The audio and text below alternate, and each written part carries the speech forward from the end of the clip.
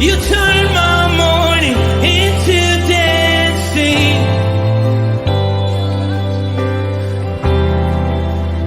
Your love changes There's something about your love. Something about your love changes everything. Changes everything. Something about your love. Something about your love changes everything. Changes everything. Something about your love. Something about your love changes everything. Changes everything. Something about your love. Something about your love changes everything. Changes everything. Something about your love. Something about your love changes everything. Changes everything. Something about your love. Something about your love changes everything. You turn my morning into dancing. You turn my morning into dancing. You turn my morning into dancing. You turn my morning into dancing. 'Cause your love changes everything. Your love changes everything. You turn my morning into dancing. You turn my morning into dancing. You turn my morning into dancing. 'Cause your love changes everything. Your love changes everything. Oh, there's something about your love. Something about your love changes everything in my body. Oh, something about your love. Something about your love changes everything. It changes everything. Something about your love. Something about your love changes everything. It changes everything. Something about your love. Something about your love changes everything. Changes everything. Something about your love. Something about your love changes everything. Something about your love. Something about your love changes everything. Changes everything. Something about your love. Something about your love changes everything. Changes everything. Something about your love. Something about your love changes everything. You turn my morning into dancing. You turn my morning into dancing.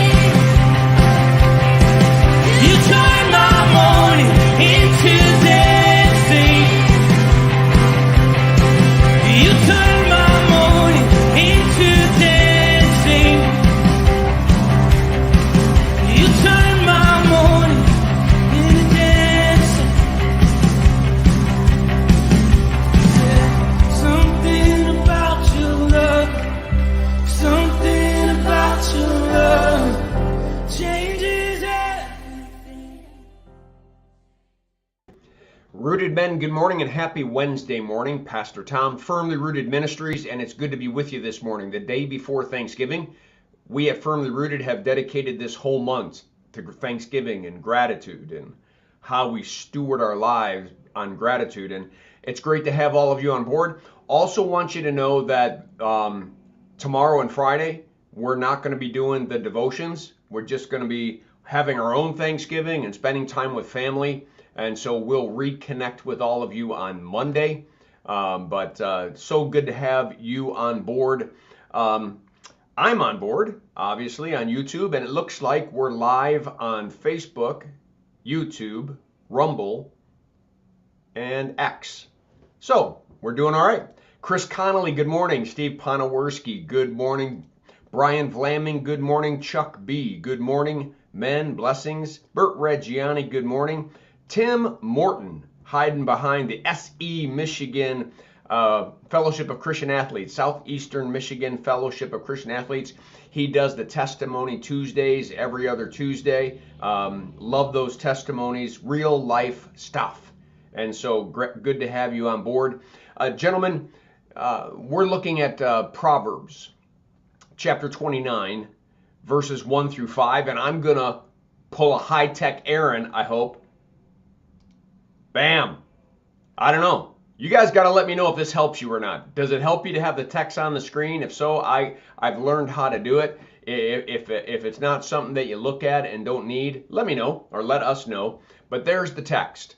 It's in the NIV, Proverbs chapter 29, and it says, "Whoever remains stiff-necked." Stiff-necked is has to do with an animal. The Jewish country, the Jewish history was always agricultural, right? And so a stiff-necked animal was one that you just, even with the reins and even with everything you had to do, it was like almost impossible to get that animal to do what you wanted it to do. And so God constantly is calling Israel a stiff-necked people. They're refusing to bend their neck and see God's grace and God's mercy, and so they just keep grumbling and they just keep complaining and they're not listening. Whoever remains stiff-necked, stubborn, after many rebukes, not punishments, admonishments, godly men, godly women trying to convince someone that there's something off. They're following Matthew 18. They're saying, man, there's something going on. And maybe even they bring a couple others with them and say, this isn't right. This isn't right. If someone is stiff-necked, even after many rebukes, there suddenly will be destroyed without remedy. See, God is patient about fulfilling the promises because he wants all men to come to repentance and come to faith. He provides time.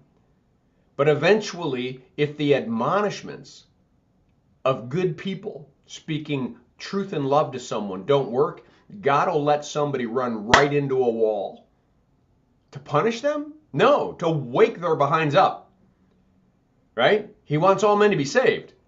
So if He'll allow them to fall into the pit. He'll allow them to be destroyed and have no remedy except him.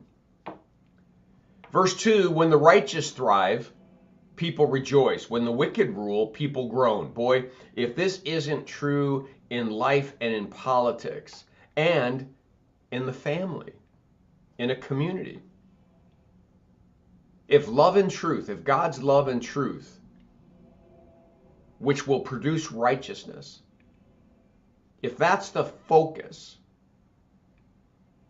of the leadership of a family, leadership of a community, leadership of a country, people will thrive. They'll rejoice. It will boom. But when wicked people rule, people groan. Why? Because wicked people rule not by love and truth, just by absolute power. See the difference? David, Solomon,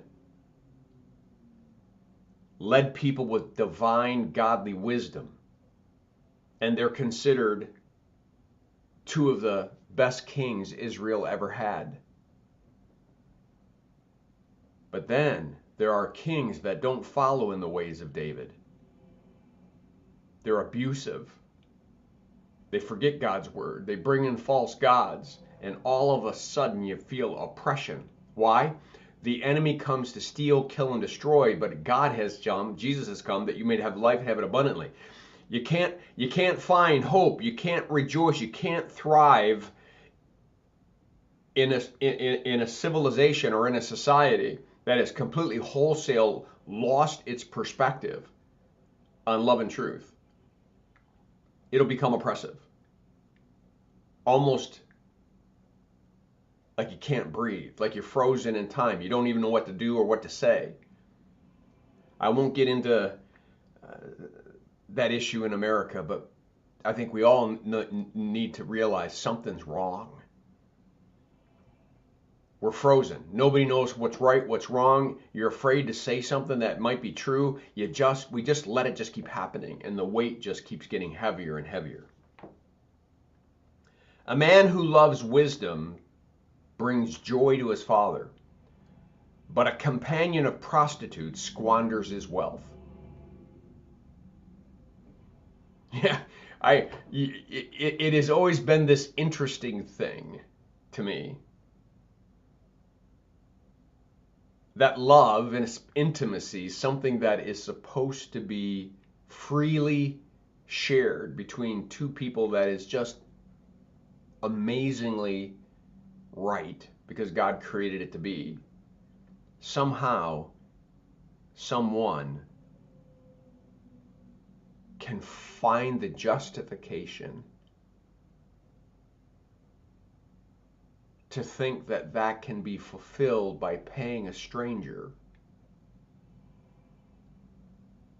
to fill that place. The devil, he comes to steal, kill, and destroy. This whole book of Proverbs is about wisdom. It's about seeing things from God's perspective, which means we got to change the way we see things, right? Romans chapter 1, verses 1 and 2.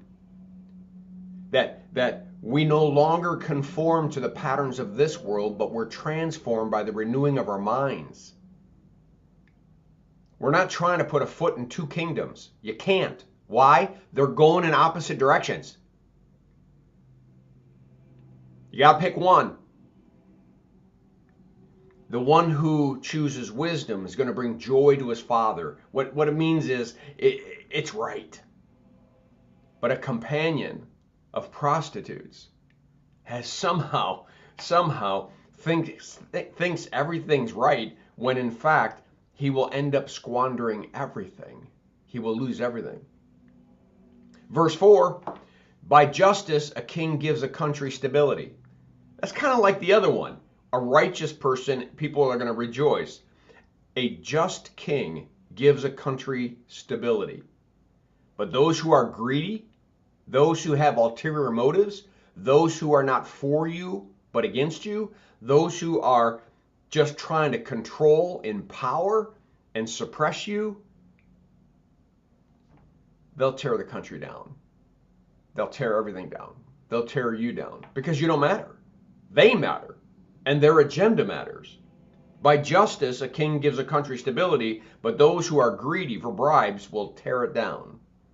Last verse, verse 5, those who flatter their neighbors are spreading nets for their feet.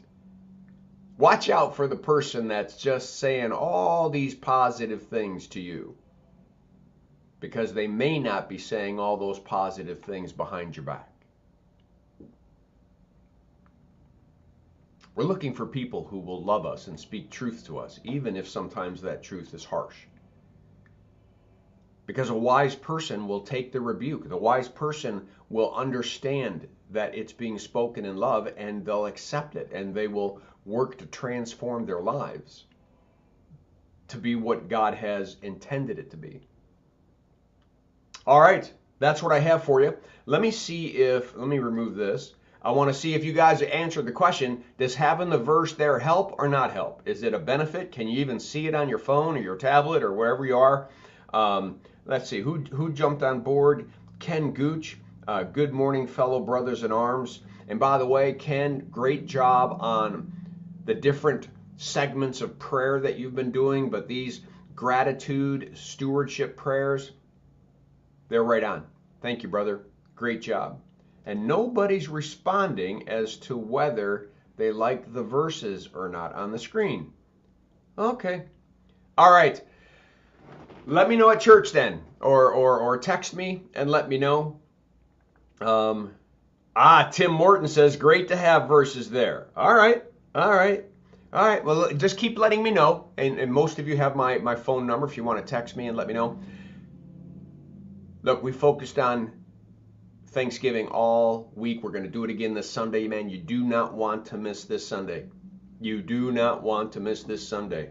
I'm overwhelmed with where God's taking me in this message, and when asked the question, what does God want from us?